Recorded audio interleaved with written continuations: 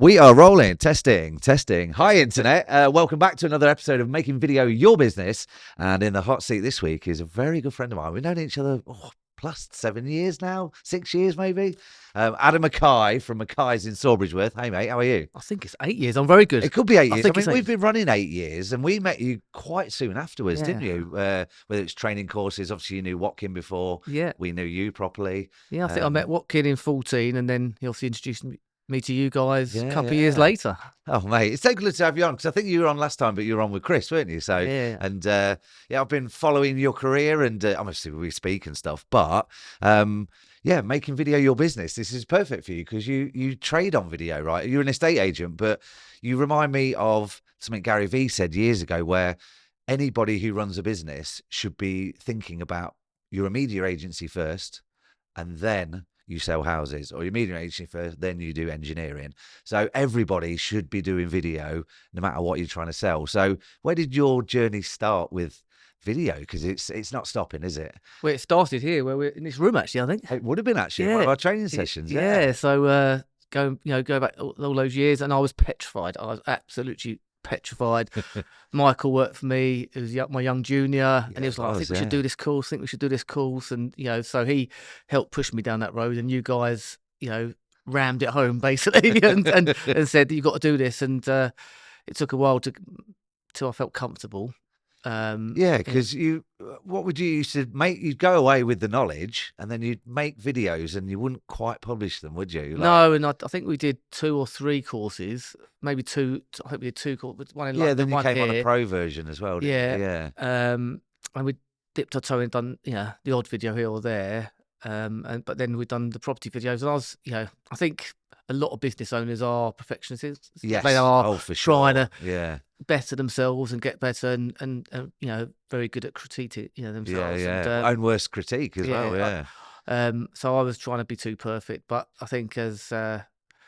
Sanjay Brown and yeah. Mr. Brown done Big's perfect. Yeah. But both of them have taught me that, and it was Mr. Watkin who said to me one day, just click post and then carry on doing that. And when you think back now, like, I'd say you're one of the most confident people I see on camera, because you could, if needs be, if someone burst in the door now and said, we need a property video done in 15 minutes, like, you could be like, okay, cool, what's the particulars? Yeah, and I think think read through, and I think it's it comes with having I've been out with other agents, I've been helping, and we've taken out and done some consultancy work with other agencies to try to get their team do a video. Right. And I think it's not having that blank canvas, like, I've got to do a property video, but that's it. They don't really know what to do, what to say, when to say it. Should the owner be standing in the kitchen while you're filming? Or definitely not. It's hard enough when you've got a cameraman there, let alone someone else looking at Analysing your words. Yeah. So it's having that plan. I think that once you've got that plan, because at the beginning I didn't. We were just going and we were on the spot. So we do this. Yeah, then you're not quite sure whether. But it's nowadays, or not. with AI, you can you've been to the house anyway. You can drop the photos and the floor plan in, create me a video plan. The other day I was at one just at one of my first listings just after Christmas, and I said, "Can you do a real video to try to get it to go viral?" So I told it, I said, I want the first 30 seconds to be really impactful, and it can come up with a completely different idea to what we had. Right. So you can use AI to say, like, these are the best rooms, these are the 5 and we've done the start, middle, end. I think that's the easiest place to start. Like, let's do a start, let's choose the best room in the house, and then you fill it in with all the clips. Yeah, no, and that's interesting what you say, because we often say that is, you don't need to show. Basically, you're showcasing the house, but not every single room. I mean, we always used to say in training, like, no one really needs to see the downstairs toilet. No. Like, if there's one there, brilliant. Like, that's a bonus. But part of the agent's magic and skill, I guess, is that once someone comes to the house to view it in person, that's when your skill set kicks in by showing them the unique features. Yeah, you can do that on video, obviously, but we've always said that videos are a bit of a vehicle to get someone to come and view it. Don't get me wrong, if you're like a foreign buyer and you're looking at the London market, maybe you will buy a property or, to go in your massive portfolio from a video. But I'd say 8-9 times out of 10, most people will want to go and view what they're going to buy, right? Yeah, and I think some of our best videos have been where we haven't shown it all to get the interest, like, during a pre-launch and stop at the front door. You've told the viewers whereabouts it is, what it's then, got, and then you just don't go in. yeah, They get the most inquiries. If you give it to everyone, it's a bit like, going on the portals. People make up their own mind, don't they? of course So they I do. do Yeah, believe in showing little snippets can actually get more leads and just going, bang, yeah. here it all is. Oh, completely. I mean, we've got a friend who works, he's a Newton Fallowell Melton agent, old school friend of mine, and James Dawson. And he does like little teaser clips. So he'll normally, his thing is he'll find the street sign, and normally it's of a, waist height. He'll sort of like crouch down next to it with his arm on it and just say, got an amazing place, I'll come up on this street. And then obviously that alerts local people, oh, I recognise that street. And then he'll do like a sweep of 2 of the sort of bigger, like maybe the master bedroom and the kitchen diner, or if it's got a really nice back garden and, sort of, again, kitchen diner or whatever. And he'll just do 2 quick sweeps of the room and then post it. And he's had viewings booked off that. So, yeah, you're right in terms of, I mean, I think that's where, I mean, we love companies like Giraffe and Matterport, and Giraffe, smashing it in the market at the minute. There's a lot of people I know that use them. But there's an argument to be had that 360 photography shows you too much of the property, right? But then I know some people that completely love it and they sort of do one for every property. Yeah, back in 2017, I was selling Matterports, like, for every listing. We don't use them anymore. We don't, we just use, short form, video, long form video. And I think it's only when I looked at the two, and if we had the same property and we had the video, and then we looked at how many people went on the actual Matterport link, that the numbers. Oh, really? Yeah. So I think I did some questionnaires to clients, and they've got to do too much work, haven't they? Whereas if you just click play. And then you just, because you can do the guided tours in Matterport. Yeah, but it's not the same, is it? Yeah, it's not the same, especially when you put a real person in there. Like, don't get me wrong, I think the floor plans are great, and I do think they are a good use tool. And I thought about doing one for my office actually. So having the website, people can check the office, have a look around the office and stuff. I do think it's a place for it, but I actually believe that I think if someone's looking at showcasing homes, the video is a much better place. Yeah, and it's. I mean, in terms of you've got an agency and you also do some stuff with EXP as well. We'll get onto that in a bit. But do you have, say, sat in the Monday morning meeting and one of your team says, oh, we've got a valuation coming over the weekend for, a nice property on a nice street in Shawbridgeworth. And you're like, okay, cool. At what point do you start devising a plan for the video? And what does that sort of plan look like, if you don't want to give away some of your secrets? But... at that point, we'd always wait till we get the list.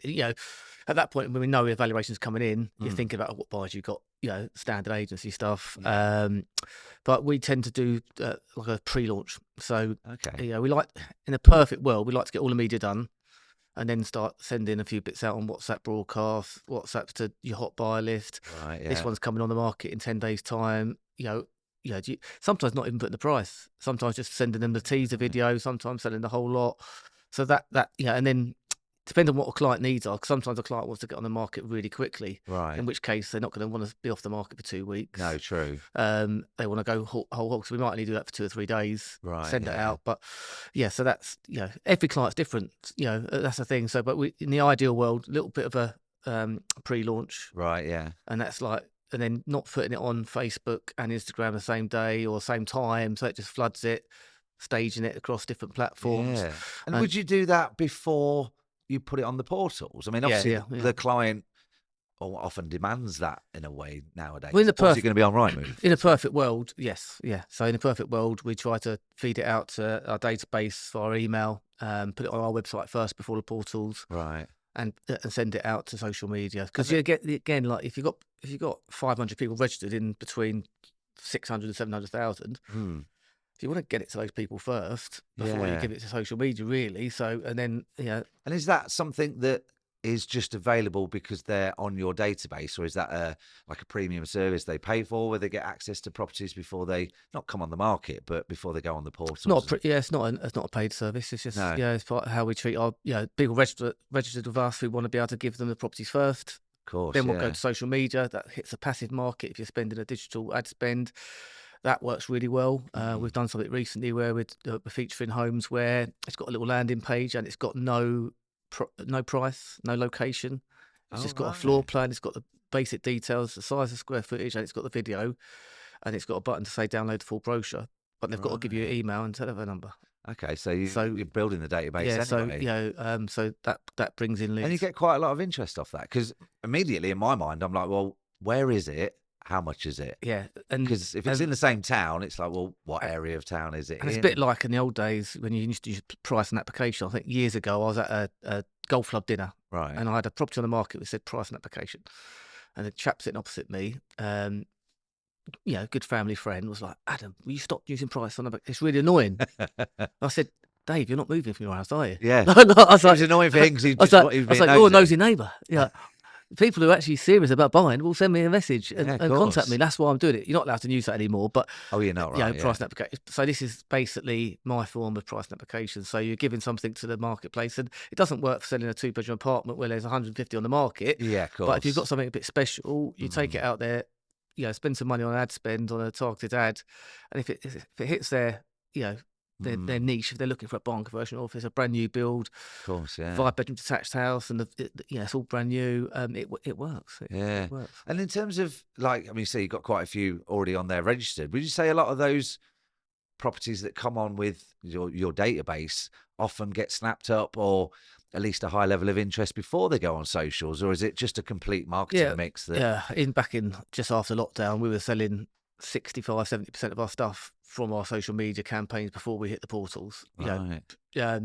We were still going to the portals, but we were tracking the interest we had from Yeah, of social course, media, and yeah. we're bringing in fresh buyers, which end up being sellers.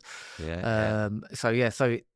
It's a little bit less now, but social media has really helped the business grow. It's helped the agents grow within the team, Yeah. and it's helped us get known in a town where it was a tough town when I opened up 15 years ago, Mm. and looking at about 8 years ago we started getting into video. That was when the business started scaling Yeah, faster yeah. because we're getting to know more people. Of Yeah, course. I mean, I had this, we were at I won't date this, but we were at the TPE FG conference yeah, in Nottingham a while back. And one of the interesting things was we'd made some films to go out on the day, and they were sort of like not agents' issues, but they were agents from their various networks. And there was various questions like which technology are you using right now? What would you have done sooner if you could have, sort of last year? What's had the biggest positive impact on your business this year? And it was just like nuggets of wisdom from like sort of standout agents within the network. And the point was that a lot of these agents are they're doing what they're doing, but they're doing it really well. But what I found was, even though I didn't meet any of these agents, we did some of them sent me pre-recorded videos which I did together, and they all had the same questions. And some of them I did Zoom interviews with them because they weren't necessarily au fait with all the tech, and they were like, oh, this is just easier and quicker. But what happened was when I got to the conference on the Friday, and we'd finished the editing like a couple of weeks before, is that these people that I'd sort of interviewed on screen were walking past me, like one guy Chan, another guy Daniel, and I went, Chan, how's it going? And he was like, he looked at me a bit and he was like, sorry, who are you? And I was like, oh yeah, you don't recognize me. I said, but like, I'm the guy that interviewed you, because I'd seen him on the telly, i.e. my yeah. computer screen, for quite a large part of the interview. And then it wasn't famous to me, but I recognized him. And like you were saying there, it was a slow burner, or might not be a slow burner if you go viral, but the fact that someone's seeing you on video, because I bet you've got viewers in Sawbridgeworth, for example, that say hello to you or recognize you, but they've never commented on a video, never shared No, one, exactly. never Yeah, liked one, but they are interested in what you're saying. it's your as Chris Watkins says, it's your library, isn't it? So some of Completely. those videos are getting. We've got one YouTube video which did really well, and that's still getting views now a Is it year really? later. Yeah.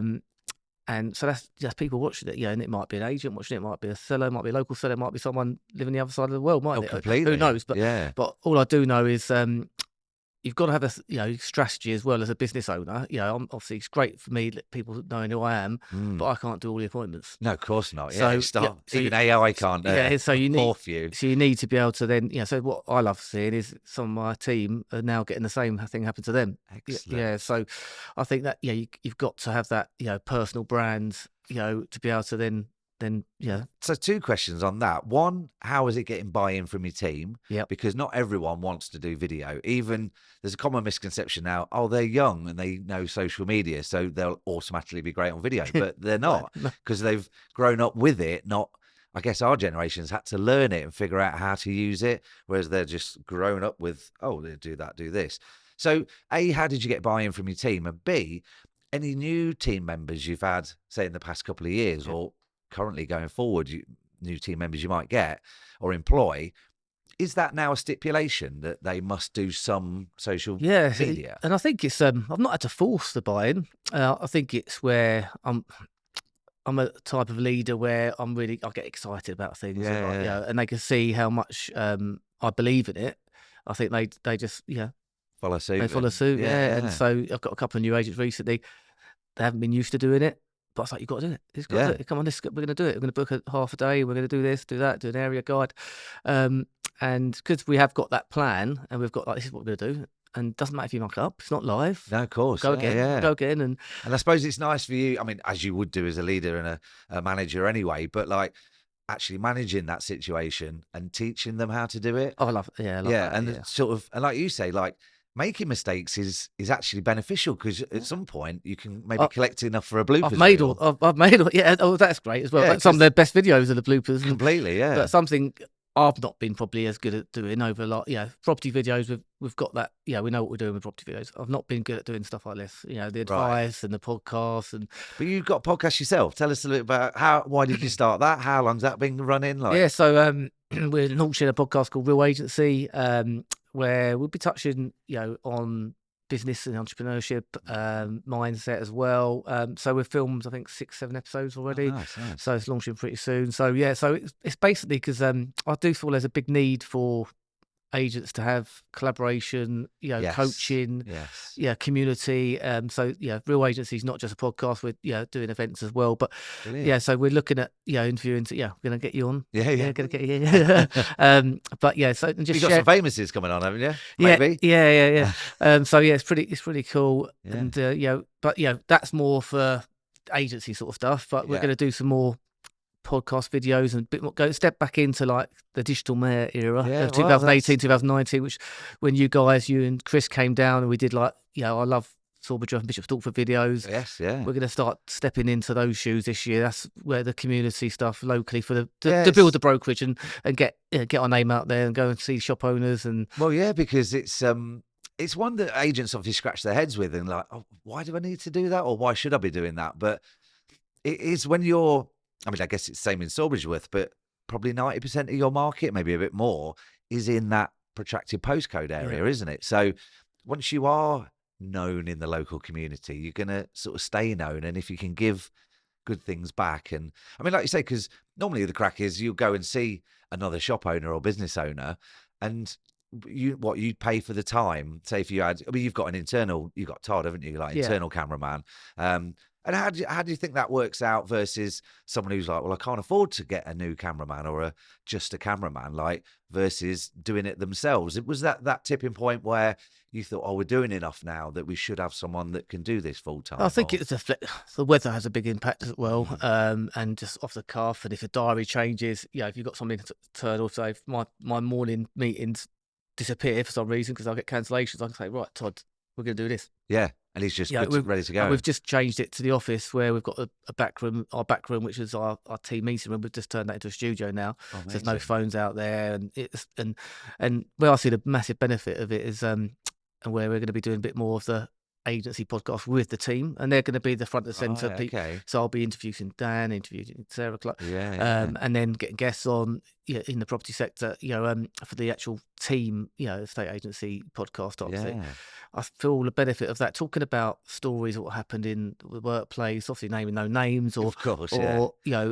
wins, losses. I think that's going to show the value to the client. Yeah. So it's not only going to attract younger talent or talent to the brokerage, it's also going to be able to show, because I think that's something I've really beat myself up. I haven't done that before, right? Because I think there's probably a lot of knowledge in a lot of agency offices, and if you're just keeping it to yourself and just sharing bits with a client, doing one valuation a day or 10 valuations a day, whereas if you get on camera, anyone can see it, can't they? And I think that beats sending 10,000 letters in a post. If you've got those videos going out, distributed on social media, on email, and especially info videos like that, they're like, we class them as evergreen, don't we? Yeah, exactly. Post them once a month. You talk about preparation for valuation or price meeting. You could talk about how to carry out the perfect viewing, or Yeah. what's your hardest ever sale. There's loads you can talk about, isn't there? Yeah, I mean, once you start writing on the A board, and that's a great buy-in we found here with team, is just spending half a day in the office with a big A board or a whiteboard, and just no ideas are silly ideas. Yeah. Let's think of some subjects to talk about, some titles for the podcasts or whatever.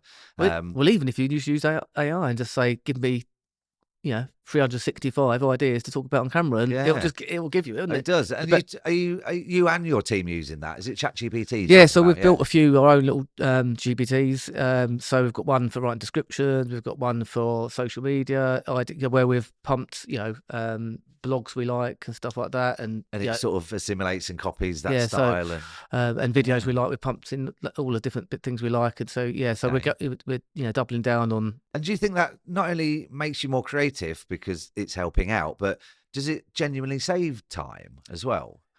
I've always been an ideas person, but what I love about AI, it can get my ideas formulated into a plan, because once you've got the idea, then you can go, right, now make me a plan how to take a team meeting, for instance. So I've got a team meeting tomorrow, and I've launched in a few things, announced a few things. I'm like, instead of me thinking about it, and I've just got the structure in my head, just put the bullet points in, and it'll just literally go bing, bang, bang, and then action points afterwards. That's interesting. Never thought about using it for team meetings. Yeah, for prepping for team meeting, I talk into it, and use that function all the time, and say, this is what I'm trying to do. Got it on your phone as well? Got my phone, so I just put it on my phone a few weeks ago. And now you've got projects, so you can actually before it's all just get organised. I wonder if ChatGPT can help organise ChatGPT. I think where you talk about video, I think videos internally to your clients are huge as well.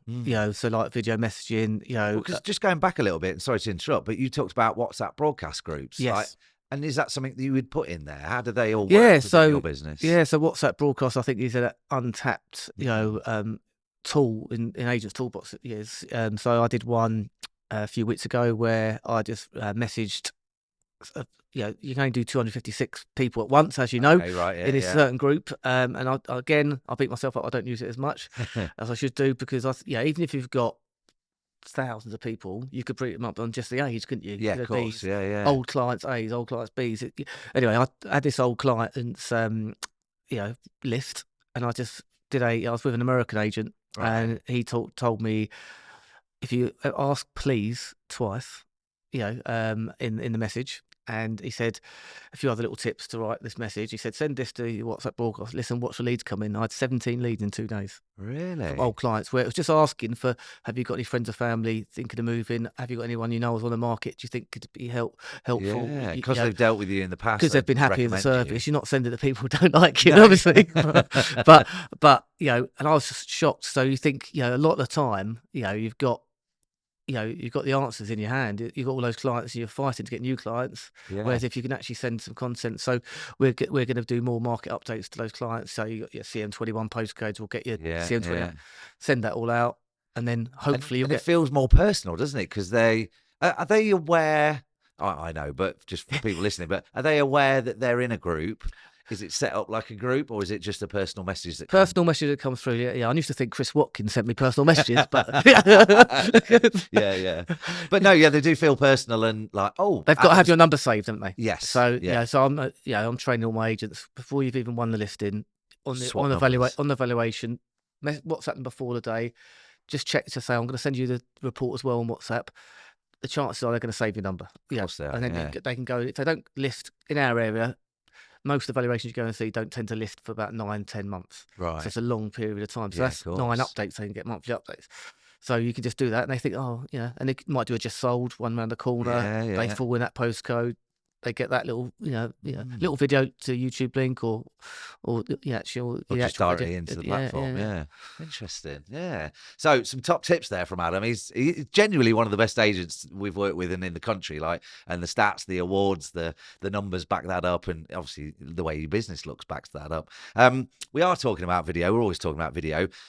What are you watching at the minute? Like, this could be not necessarily businessy, but got any recommendations for series or whatever? films, maybe. Series or films? I've been watching Mr. Beast games. Oh, Yeah, mate. yeah. So I've only I went seen. blank when you asked that question. Then I suddenly thought, what have I been watching? I Yeah, thought, yeah. No, I've been watching it with my little and Yeah. Alfie. Like, I mean, we normally watch Mr. Beast together Yeah, anyway, yeah. and I mean, his videos are so epic that I think he produces like 1 or 2 a month now Yeah. anyway, because such high quality value in production. Wasn't it 16 million he spent on that Yeah, show? 16 yeah, million. unbelievable. I mean, Honestly. we've only got to episode 2. Right, I know they have I won't- finished. Yes, yeah. But in terms of, I was saying to someone, I was talking to a bunch of people that sort of knew Mr. Beast, but talk about edge of your seat, psychological thriller, like relationships, like, oh, unbelievable. I mean, there's what is it, $5 million cash prize, Yeah. like biggest in TV history. Like you say, I think them and Prime spent 16 million on building Beast City, and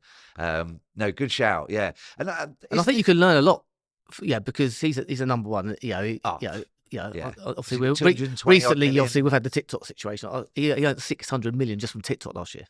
Did That's he how much. I really? read an article the other day, 600 million, and I don't really look at TikTok that much. No. But, so that's just one of his. And he's just moved his content onto TikTok. Yeah, so it's clever. But I think Which they're supposed to be having the blackout today, aren't they? Yeah. So when I watched that, and there's other guy who's on Prime now, Ryan. Sirhan. No, no. yeah, he's cool. But, Yeah, he's good. Yeah, But he does like the videos where he talks into the mic, and don't they, a lot of them do that? Yeah, now? They yeah. sort of hold the mic, like, and it's really raw content. My son started watching it, so now he's got a program. Yeah, and he's friends with Mr. Beast, and they're doing stuff collectively, and he's smashing YouTube, and I have to think of the name of it. But both of them, you learn so much because it's edge of the seat. It's something's changing, or like the edit, how they edit things. Well, I did a piece of research. That sounds a bit grand, but through getting into Mr. Beast, and then I saw him he was on Joe Rogan on his long format podcast, and so I watched him for 3 hours, and I sort of knew of him, and I'd watched a few of his bits.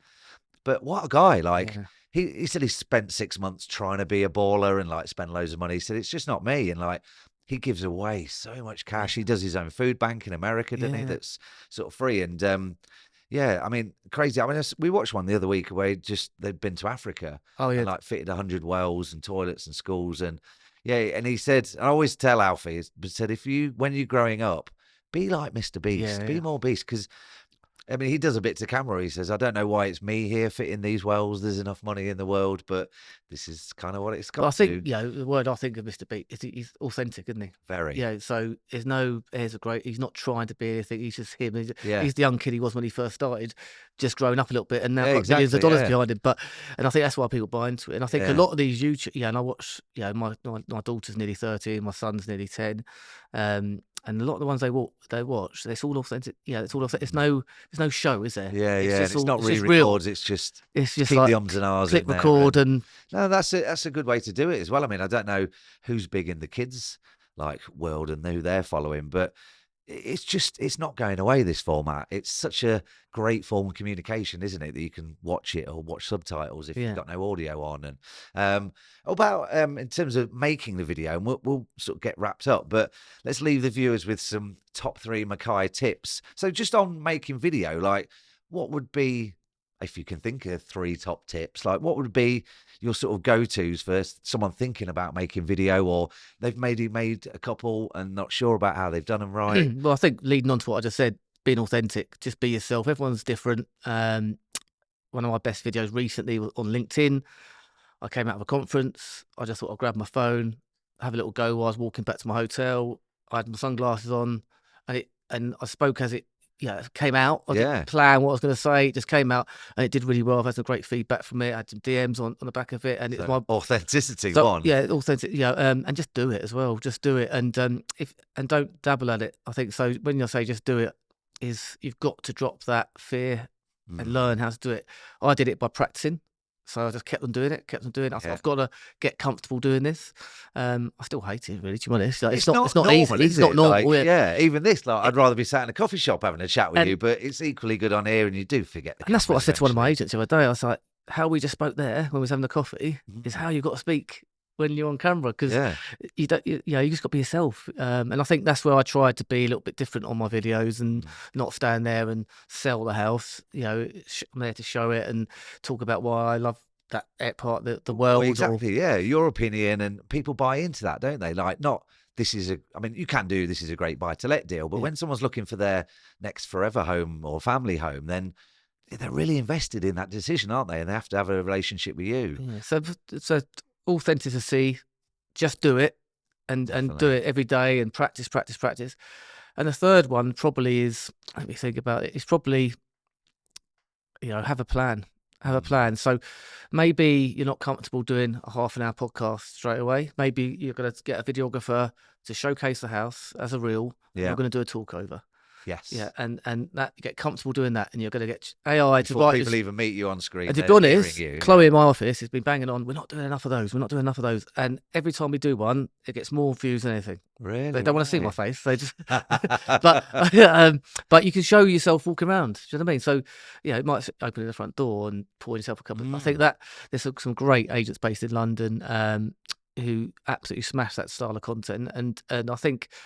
So find your niche. Yeah. So don't have to conquer the world and be an Ian Story or Perry. Or Be yourself. You can be yourself, can't you? Yeah. And find your own. Because otherwise you're going to get found out, right? Yeah. Yeah. Just be yourself, Yeah. mate. Top tips. We've been chatting for ages, so we'll have to wrap it up. Thanks again for joining us on another episode.